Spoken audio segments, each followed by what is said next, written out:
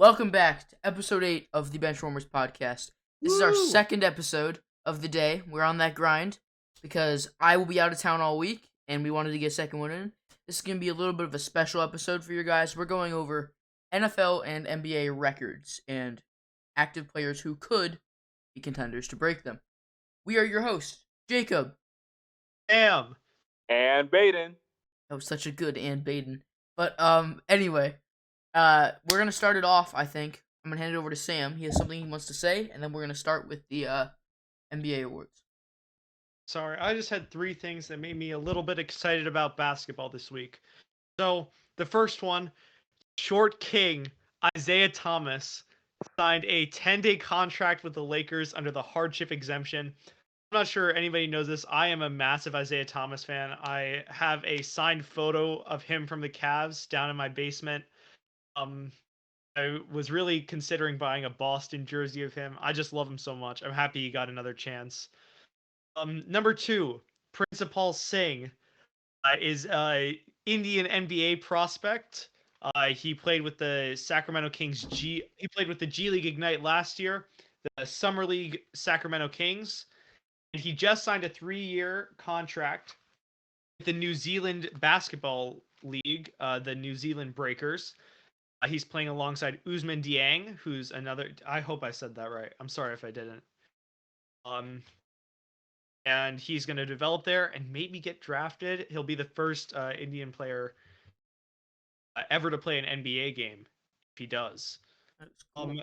And the third thing is actually we took a 10-minute break between recording our last podcast and this podcast. Kyrie Irving is getting the process of coming back. Brooklyn Nets. So just wanted to throw those three things in, and then we can start. Now we can start the real quick. podcast. I wanted to say something real quick.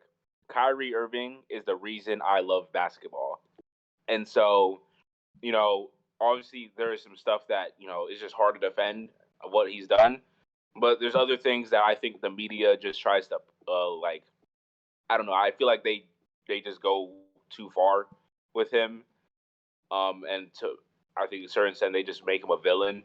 I don't think he fully is. I think he's somewhat misunderstood, and it's hard for me to try to let go of me not liking Kyrie so quickly, since he's the reason I'm doing this podcast. Honestly, in a sense, it's the reason I'm I like basketball. Honestly, that led me into football. So I'm excited to see Kyrie back on the floor. I think he's the most talented player ever with the ball in his hands. Ever? I'm talking about skillful, the ability to dribble the ball, finish. Yeah, he's got some of the best handles of all time.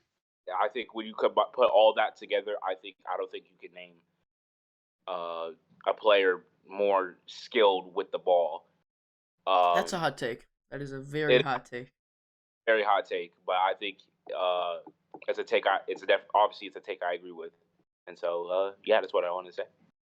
All right, that was nice. That was a good little intro. So shall we start with the NBA records? So we're doing 5 NBA records, 5 NFL records, and one choice for who could record the second ever quintuple double. Behind Wilt Chamberlain. So let's start with the NBA. All right. So I think the first category we're gonna do, since it's fresh on everyone's minds, is the 3-point record. Curry just set the 3-pointers in a career record, but we're gonna look at single season possible contenders. So Sam or Baden, who's your pick for who is a contender for that record? I'll start. So the record for threes in a single season is 402, set by Stephen Curry in 2016. So just throwing that out there, 402 divided by 82 games, you have to make 5 threes every game. 5 threes every game. So my vote is Buddy Hield. Damn it, that was my vote. Buddy. So Buddy Hield, let me explain why. Let me lay it out for you. So Buddy Hield last year hit 282 threes, which is was the second most in the league. He's a career 40% three shooter. He gets the ball enough. He averages 16 points per game. He heads to a different team, which right now it looks like he might, where he's the first or second option. He'll drastically increase his volume. We saw this in 2019 where he averaged 21 points playing 82 games. Is second in the NBA in three-point attempts, so he definitely shoots it enough. And fun fact, today is his birthday, so I'll give the nod to the birthday boy on this one. Yeah. I had a couple people in mind because I think when you think about this record, not only do you have to, have the volume to shoot that many threes, you also have to be efficient because there's guys like Trae Young who he's a point shooter. I think everyone agrees he's a great 3-point shooter, but the stats wouldn't show that. He only shoots like a career maybe 34, 35%. That's because he's jacking up a lot of threes and not making them to the level of Curry. And that's why I never liked the Trae Young to Curry comparisons. I compared Trae Young more to a James Harden because when you think of Curry, I think of someone who can jack up 15 threes and consistently make 7 of them. I think Curry is the only player in the league who can shoot and just create shots the way Trae Young does, but then hit shots the way Kyle Korver did. He's a combination of both shot creation and efficiency, which makes him the best 3-point shooter of all time. That's very hard to replicate. Yeah. So that's something you factor in. There's a couple people I think Damien Lillard. I know you may maybe some people might be thinking more of younger guys, but Lillard has the ability to do that. I think he gets enough threes. He gets the ball enough. I think a surprise pick for me is going to be Anthony Edwards. I think Anthony Edwards he's a good 3-point shooter, and I think I doubt D'Angelo Russell is he's a good player. I don't think Russell and Edwards will be the backcourt forever in Minnesota, and they will more than likely lean towards Edwards to keep. And when that happens, Edwards has now the keys to the offense in a way. There's a chance he could do it. I doubt it. I still think it's going to be really difficult. I don't think there's a player in the league that has the potential of, 15, probably like 10 or 11 threes a game while shooting 45% from 3. But if anyone, I'm going to say Damian Lillard and Anthony Edwards are my top 2. This one's a little bit tougher for me because Sam took my pick. Buddy Hield was my pick. Because Buddy Hield hit like 4 threes a game last year. And my big point was going to be volume. If he's put on a better team, or he can be the number 1 option. I'm basically saying everything Sam said. So that's tougher for me. I got to think on the spot.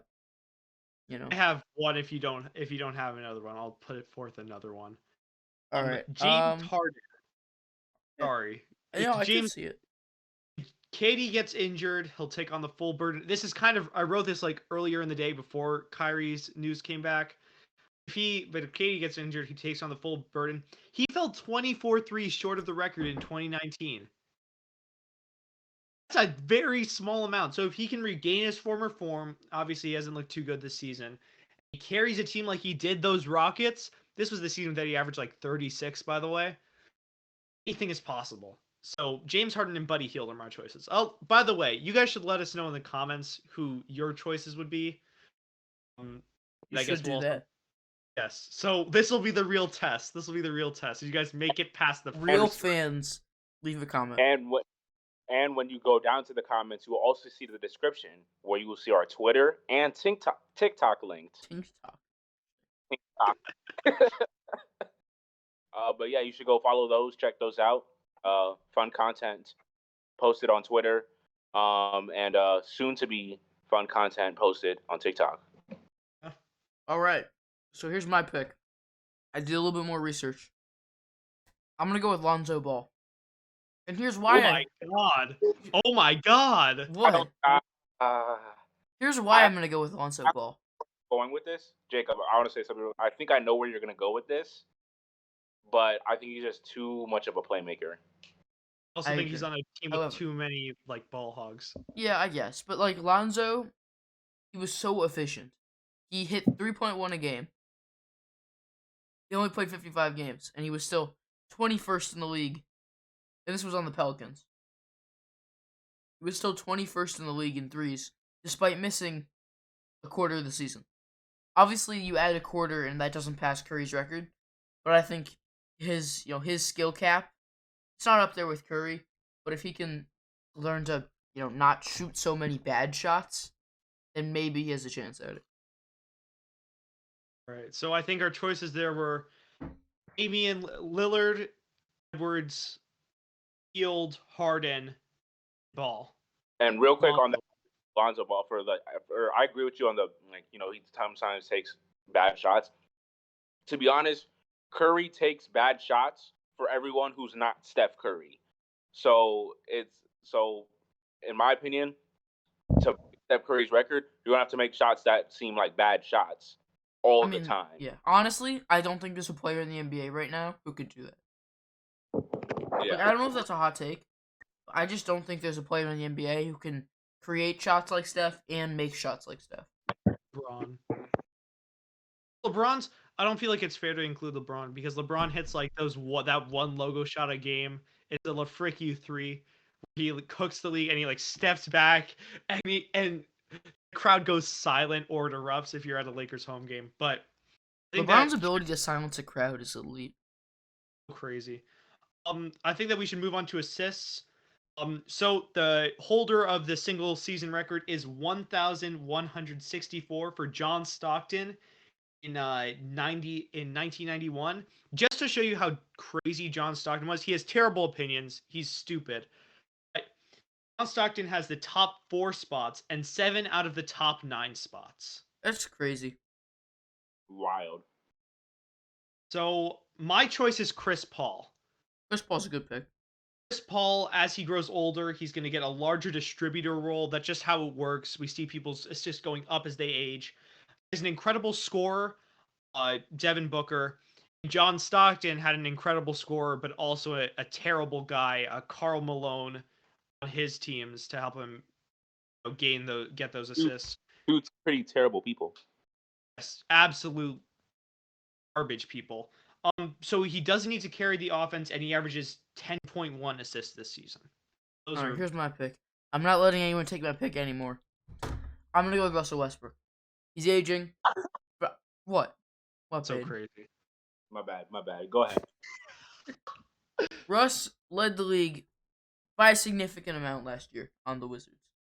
And I think his role on the Lakers changes that a little bit because he's not the primary guy. But I also think because he's not the primary guy, his ability to distribute could be positively impacted by the fact that he's no longer the number one option. Having guys like LeBron and Anthony Davis, I don't know why I was blinking there. Having guys who are one big problem on the Wizards and one big problem throughout his career is he'll make passes and players don't finish. Russ could have significantly more assists per game if his teammates were not bad. And now he has this elite core around him. The day that Russell Westbrook breaks John Stockton's assist record is also the day he doubles the standing turnover record. And that is probably fair. But I'm just saying, cut down on turnovers, and the fact that his teammates will make shots now gives him a good chance. For me, it's a hard time saying Westbrook just because also LeBron's gonna have the ball in his hands as a playmaker. I'm gonna say you guys both picked aging guards. I'm going with one of the younger guards in the NBA. I'm going LaMelo Ball. Mm. It's an interesting pick. Wow. I think he does at this moment. He does carry a lot of the offensive scoring load, which kind of hurts his ability to do that. But he's such an elite playmaker, and if the Hornets can just keep they give him a big time lob threat, which maybe Kai Jones has the potential to do, and they have Miles Bridges, Gordon Hayward as their wings. If they can keep surrounding LaMelo Ball with high level scoring talent around him, I think there's a much better chance of him breaking that assist record than someone breaking a Curry 3-point record. Yeah. Sam, what are you doing? You guys can't see it, but that was... I don't know what... Baden just, I think, hallucinating a little bit. But that's okay. I just want to throw one more out there. Draymond Green, he literally does not score. He had the chance for a quadruple double, but he missed out on it because he only scored 4 points. He has two of the greatest shooters of all time surrounding him in Steph Curry and Klay Thompson, who's soon to be back. Say he might start January 9th against the Cleveland Cavaliers at home. He's a crazy passer. He just needs the ball a little bit more. So our 4 choices for this one: Chris Paul, Russell Westbrook, Draymond Green, and LaMelo Ball. I think it's very interesting that you didn't call Jordan Peele an elite shooter. Cool. An elite Sorry, shooter. Jordan Poole. Hey, I think Jordan Poole, he's been helping me on my team. Although we are 2-6, but we're on the rise. We are on the rise. Hey, everybody, I just want to know. Jacob knows this already. I made the greatest trade in fantasy basketball history. He scammed someone. That's the bottom line. He scammed someone. Buddy, he wanted to trade. He was willing to do the trade. I didn't scam. I didn't have to scam. But it's turning my team around. I'm about to win 2 games in a row. I'm gonna push for the playoffs. Jacob, your number 1 seed is going down pretty soon. No. all right. Okay, so anyway, We'll moving on. We'll move on to free throws. So the current record holder for this is Jerry West with 840 Oh, we're doing free throws and not free throw percentage? All right. free throws in 1965. 840 is just over 10 every game and made every game. I don't think, to be honest, I would have said James Harden if this was 2 years ago, easily, or Trae Young, someone like that. But with the new rules, there's just no way this record's getting broken. I agree. But I'd probably go with like a Harden still because he could still get to the line decently. Maybe a Joel Embiid because he's at the line a lot. But this is probably as unbreakable as a Curry 3-point record, just because. Actually, there's two more. There's 2 more on like this 10 list that I think are unbreakable, but I'll get to that in a second. But yeah, My vote is Kevin Durant for this one. I was using StatMuse for this. All of the people on the leaderboard scored upwards or near 30 points per game. Kevin Durant averages 29.7. Bears the offensive burden, and he's already on the lead. He's already on the leaderboard. He's had 756 in 2010. So he just only needs like 3 more foul shots per game. Fine, he's fine.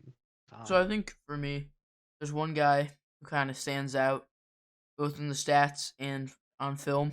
And I know that's a cliche thing to say, but Giannis is dominating the field this year in free throw percentage because you don't have a choice. Here are your options when Giannis has the ball. He scores, you foul him, or he misses, and the odds that he misses are way lower than the odds that you foul him. That's the bottom line. You have to foul to stop him. He's the only player in the league attempting more than 10 free throws per game. He's averaging 10.1. No one else even comes close to that. Like, DeMar DeRozan is second with 7.5.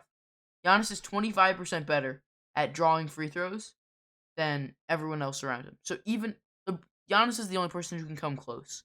But obviously what's holding him back is, you look at other guys on this leaderboard like DeRozan, Harden, Durant. They're all in the high 80s in their free throw percentage, whereas Giannis is at 68%. But if he can make his accuracy better, and I think Giannis can train himself to do almost anything.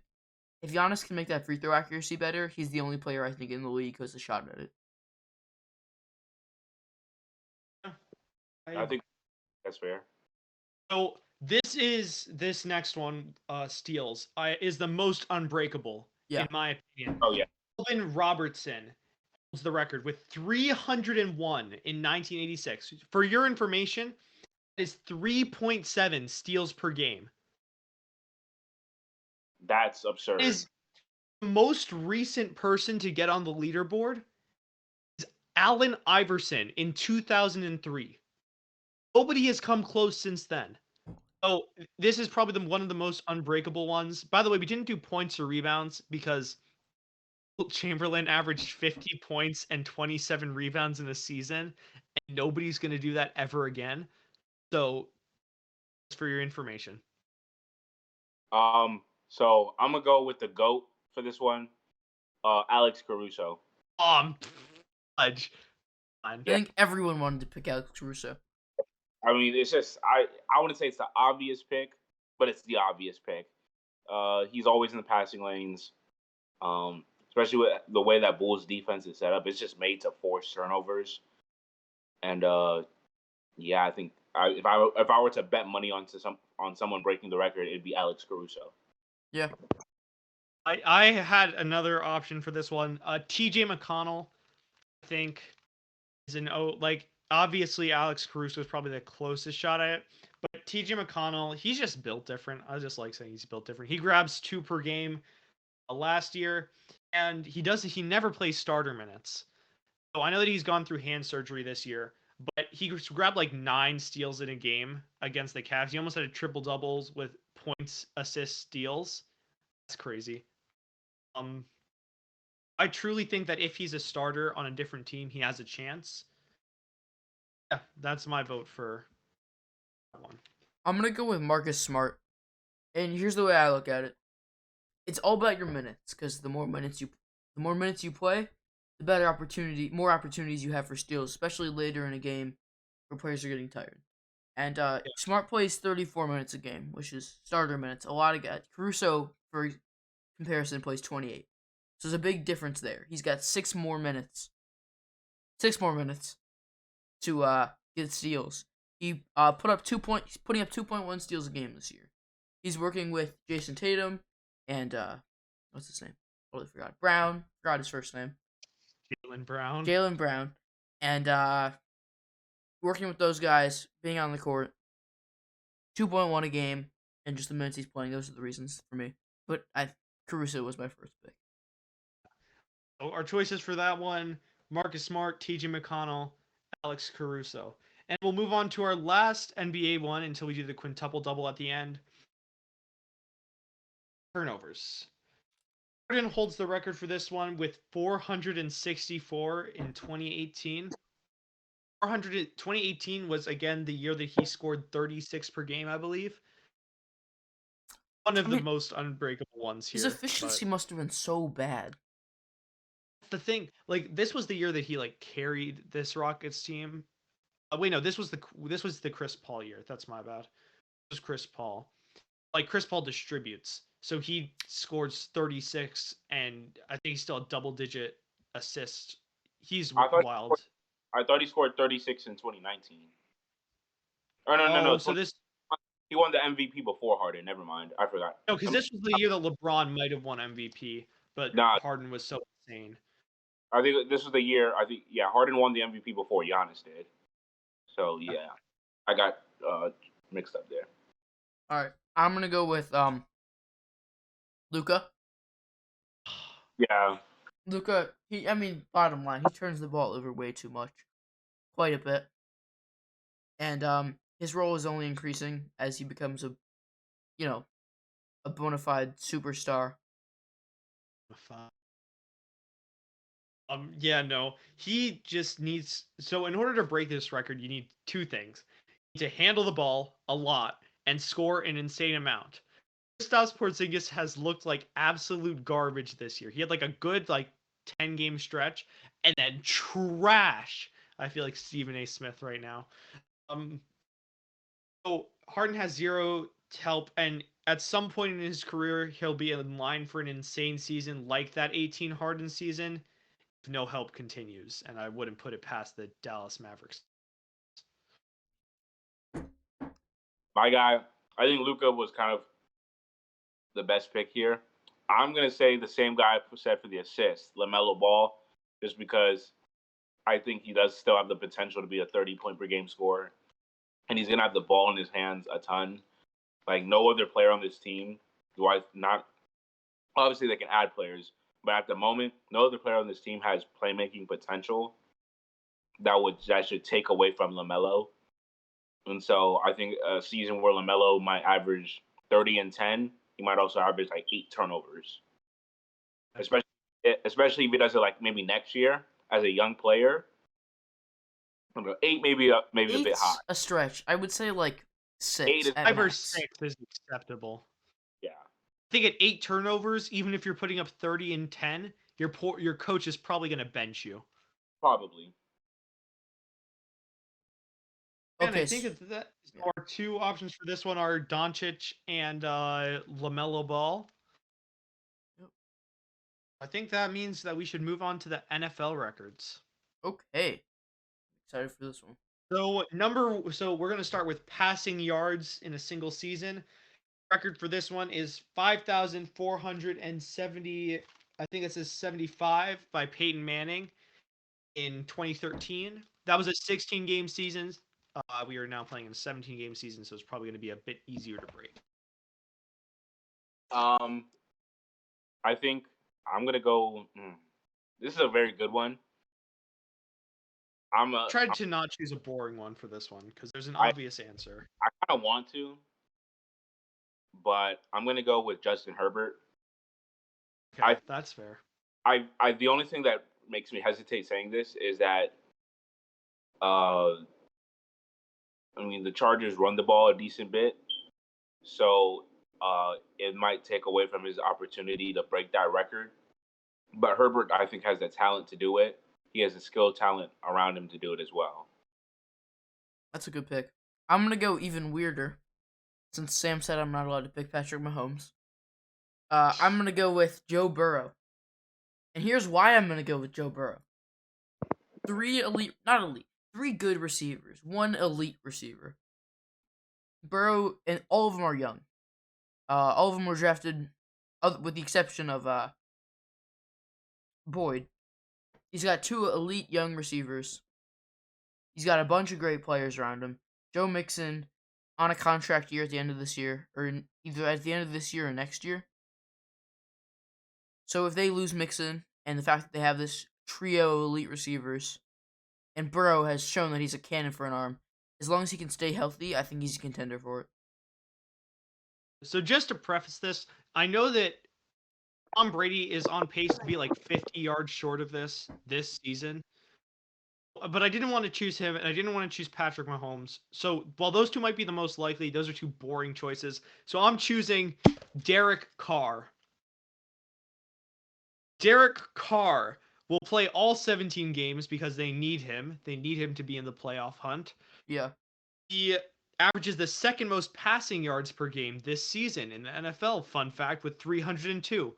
And guess how much help he has on offense? The correct answer is very little. I was about to say 0, and then I forgot that Darren Waller was still on his team. So, hear me out. He has a couple of crazy games this season. If he throws for 350 yards the remainder of his game, I think he breaks the record. So, Derek Carr, instead of one of the all-time greats like Peyton Manning or Tom Brady, will hold the passing yards record. I think that's a common theme we're seeing this year, where guys who you would say are not deserving, I don't know if not deserving is the right word, but guys who wouldn't normally be contenders for this are thrown straight into it because of the 17th game. Quick, kind of off topic. How do you guys feel about the 17th game? Do you think it's a good thing for the sport? I think it's a little frustrating because I'm not sure. I remember I was reading an article about the bargaining agreements. It feels like the players got absolutely shafted on it. I'm angry about it because the players didn't get a good end of the deal, but what you gonna do? Yeah, me, it's just a money thing, honestly. Like, everyone's gonna watch an extra game. Everyone love to see an extra game. It's just a money thing. I'm not, one more game is fun, but to me, it's all right. Okay, ready for the next one? Yeah, so this one is rushing yards. Obviously, the record is 2,105, held by Eric Dickerson from 1984. All right, I'm going to go first, unless someone else wants to. You can go first. All right, so here's the easy answer. Derrick Henry, coming back from an injury. Henry was on pace to do it this year. and got hurt week 9 or 10. Here's what I'm gonna say. I'm gonna say a team whose quarterback has struggled, whose wide receiver core isn't that good. I'm gonna say Nick Chubb. I think Nick Chubb is totally a contender for it. He put up 1,500 yards his second year, and that was with Kareem Hunt taking off some of that for the second half of the year. Chubb has never had a year in his prime where he's been the only back, and I think once that happens, along with Baker's inconsistency, he could totally be a 2K running back. I like that. I think he has the talent to do it. I'm gonna say Jonathan Taylor. I think it's kind of a more obvious pick, but in an offense that doesn't have the best receiving talent, a quarterback who's good. I think Carson Wentz is a good quarterback, but he'll make a play that makes you say, "Wow, that's the number one overall pick." But then the next drive, he'll make a play that makes you question why he's in the NFL in the first place. And so when you have a quarterback like that, it's just best to run the ball. And when you have a talent like Jonathan Taylor and an offensive line like the Colts, it makes sense. Colts offensive line is actually having a down year this year. Quentin Nelson is struggling with some injuries, but they're still a good offensive line. Yeah, they're having a down year, and they're still probably a top 10 line. Yeah. All right. So I suppose it's my turn then. I chose the boring answer. I know. I'm sorry. I chose Derrick Henry. He came 100 yards away last season. He averaged 117 before his injury this year. He is the greatest workhorse back in the league, one of the greatest running backs of all time.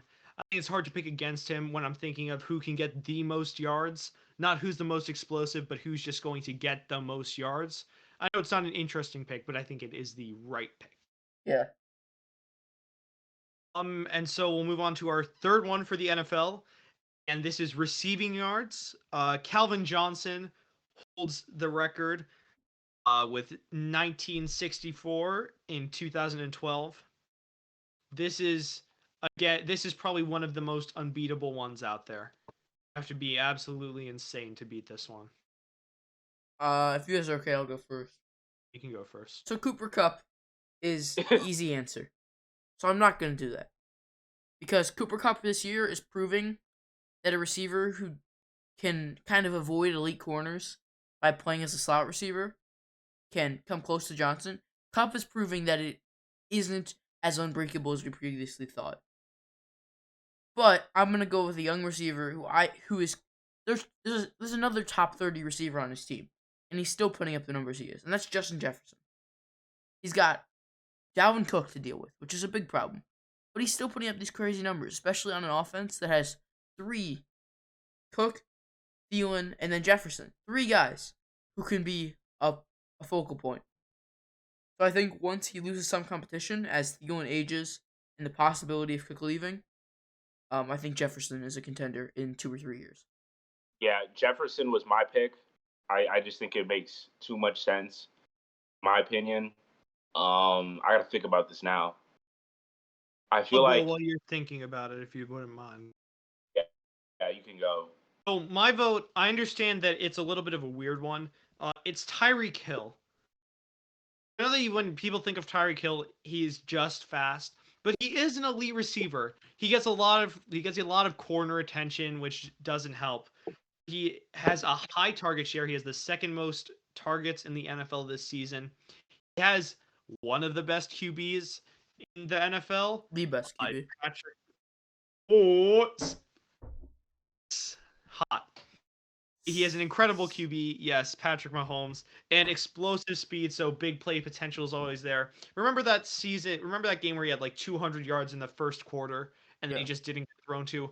Like, legitimately, I think that he could do that almost every game, but he just gets so much corner attention. So I don't know if he could do it every game. The Eagles were not in a good spot right then. But, I understand that, but there's probably 8 out of every 17 games you're going to play against inferior competition, especially if you're as good of a team as the Chiefs. Yeah. Always going to be those games where he can go off, and I have confidence that if anybody was going to do it, he would be the one to do it. Oh, sorry. By the way, it was not the Eagles who he destroyed. I mean, he did destroy the Eagles, but it was the Bucks who he got last year for like 180 receiving yards in the first quarter and 2 touchdowns, all in the first. All So that makes right, sense. Baden then? I'm still kind of stuck on this. I'm not gonna lie, but I'm gonna go with another LSU receiver in Jamar Chase. Um, it's a little bit. It's at this moment right now. Right now, this cannot happen.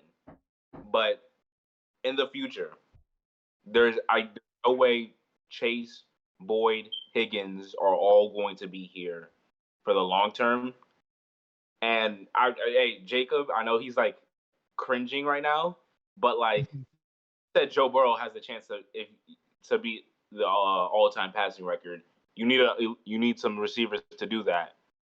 I think Jamar Chase is that guy. Jamar Chase is not the best receiver on his team. It's T. Higgins.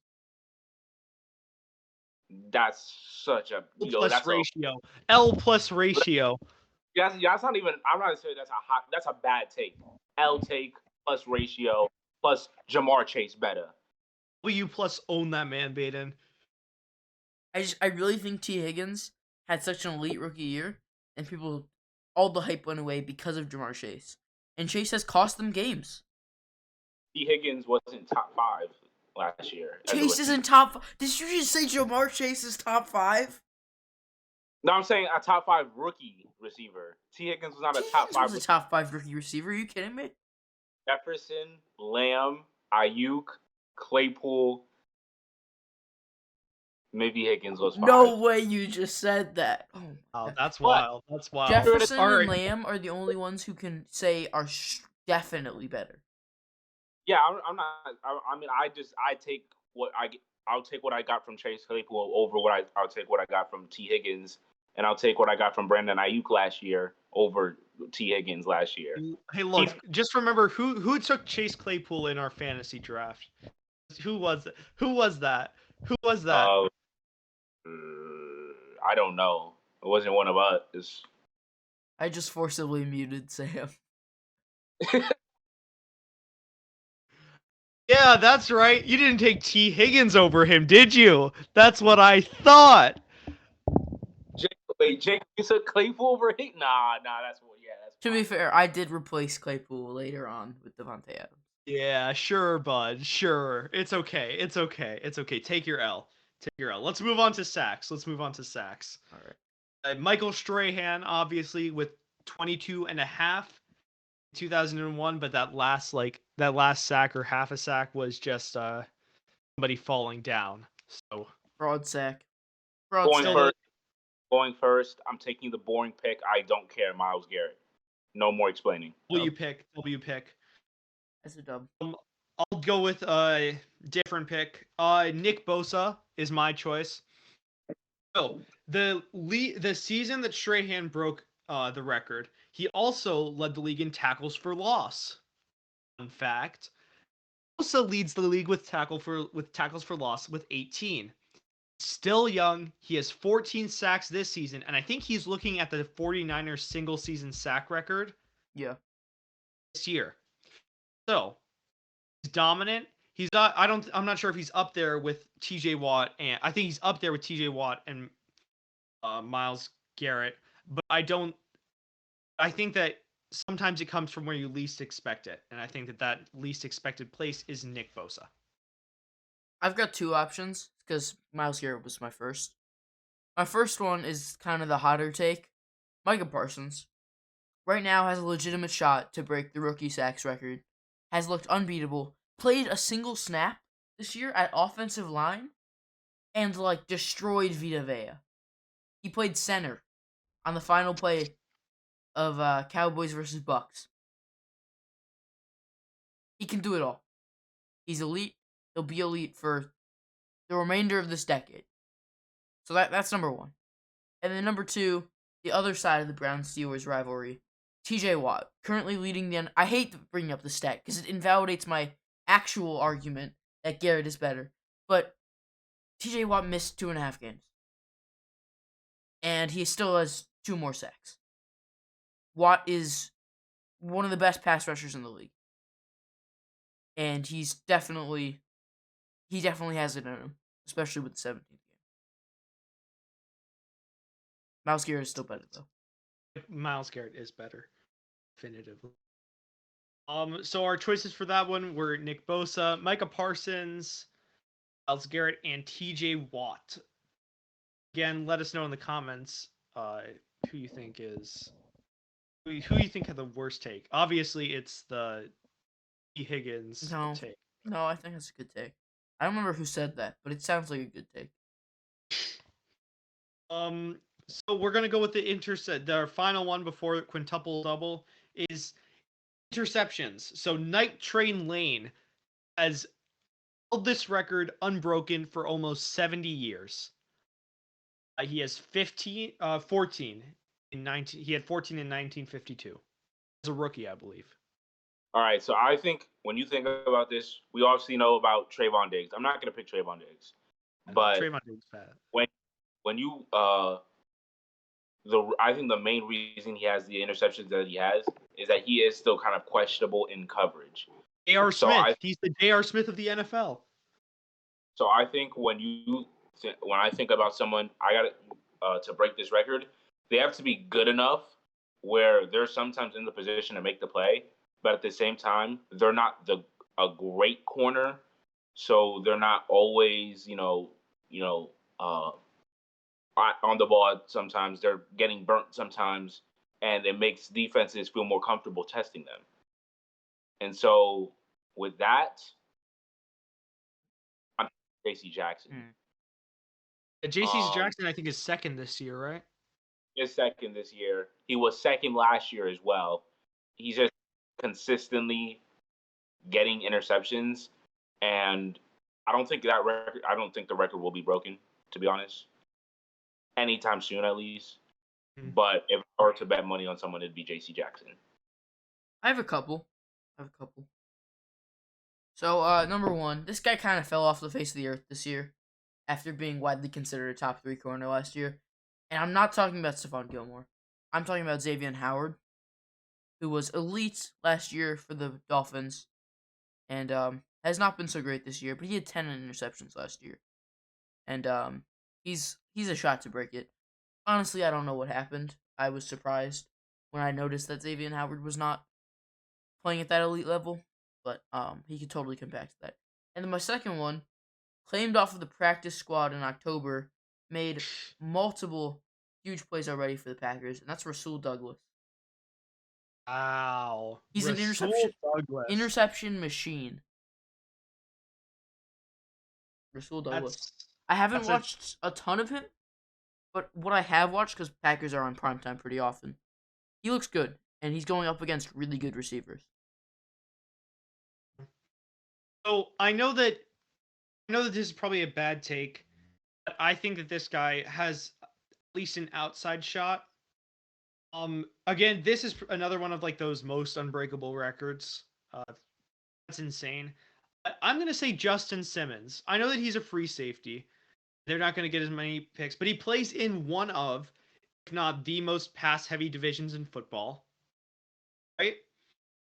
He has 5 this season, which it's no small number. I think he's locked down. I think that nobody has a shot at Night Train Lane, I don't think, besides Trevon Diggs. But nobody wants to pick Trevon Diggs because that's lame. I think the best point you made there, which was interesting to me, is that he's in a very pass happy division with guys like, Drew Lock, ideally, who throws so many interceptions, and then Mahomes and Carr. Wait, no, Drew Lock's on his team. Mahomes, Carr, and who am I forgetting? Who's the 4th team in that division? Herbert. Yes, Mahomes, Carr, and Herbert. All of whom are they all top 5 in passing yards this year? It must be. So yeah, I like the idea of Simmons. But also, you could say on the Broncos, Patrick Surtain has had a couple of nice interceptions this year. Yeah. Has Baden gone yet? Or? Oh, he's muted. Okay. but Baden has gone. He chose My Stacy bad. Jackson. Right. Okay.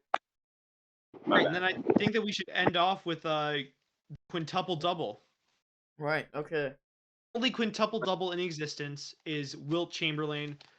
It's not recorded, but the same guy who recorded his 100 game says that he did it, and I'm willing to trust it. Wilt was a different beast, so sure. Honestly, What was? I'm going TJ McConnell. That's so wild. That's What? so crazy. That is Going certainly TJ a take. That is a take. Actually, I'm gonna switch my take. I'm sorry. Thank God. You got bullied dude. for it and switched up. I thought of someone better. Bam Adebayo. W. I think Bam is he can do it all. Honestly, if there were just someone that could do it, I think he can. He can pass the ball well. 20 and 10 is something that he gets pretty often.